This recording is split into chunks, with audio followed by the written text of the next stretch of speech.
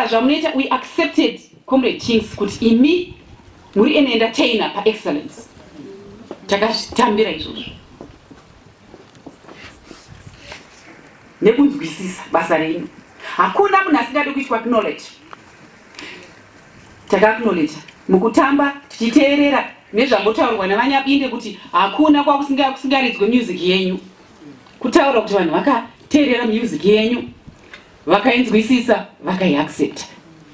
In the process vachitoaccepta comrade Kings kuti vari kuita basa ravo. Mumwe nemumwe ane basa rake.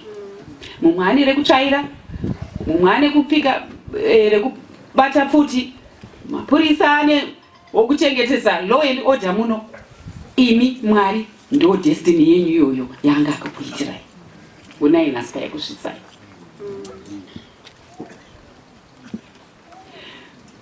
Muri munhu anoda sense of belonging, anoda kuti awanowo vanhu vanoturira. Ipapo pakugara kwamunoita comrade Kings, makawana vanhu vamaiturira, nokuti kune mumwe munhu anokuti ukati ndiri kuda kuita chakati anokurambidza. Asi ini makanzwa vanhu vamakaudza vakakuteererai, vakanzwa zvamakataura, makavaturira, vakavimba nemi. Ndosaka makabudirira mune zvamakaita, nokuti makataurira vanhu vainzwisisa zvamuri kuda kuita. Level 4 ye self-esteem needs. Munhu wega ari pano, ndataura, munhu wega anodawo kunzi wagona.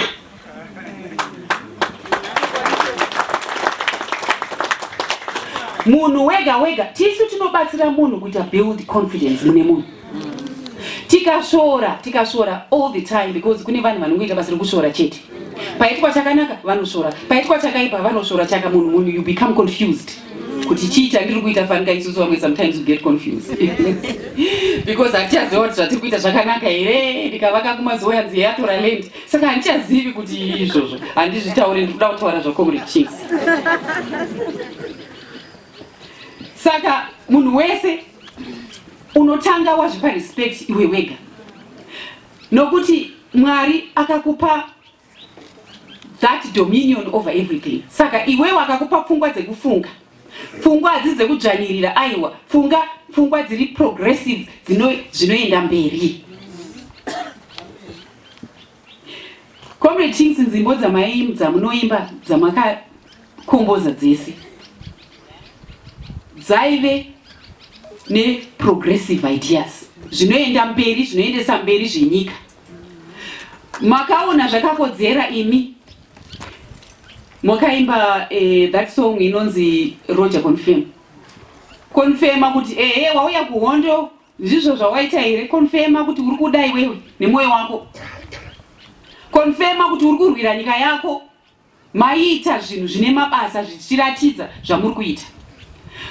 Mukaimba nziyo hondo yeminda, nokuti makaona kuti dzimwe nguva patime yatakatanga kuita land reform program, vamwe vanhu vanga vasingazvibhelieve, but imi makasumuka. Comrade Kings mukati ina handigoni zvokumira ndiadresa vanhu, but I will do it through music. Kuti vanhu vanzwisise kuti hondo takaita zvimurenga zvimwe, yes, iye zvinotana nechimurenga chechitatu chehondo yeminda. But makazviitira izvi zvokusimbisa vanhu kuti vanhu vanyatsonzwisisa kuti sei zviri kuitika. And through that song vanhu vazhinji vakanzwisisa kuti ndezvechokwadi zviri kutoitika. It was unfortunate kuti vamwe nguva iyoyo they were being hoodwinked by our detractors and being told that don't follow Mugabe because that's just an election gimmick. We go into elections because Mugabe wants to stand again and he wants people to vote for him. But who is having the last laugh? It's ZANU-PF. You can actually see now the demand that is there for land. People who left Zimbabwe, who went to work outside, they are calling, some are coming in person to apply for pieces of land. It has now become reality. There is no going back on this issue.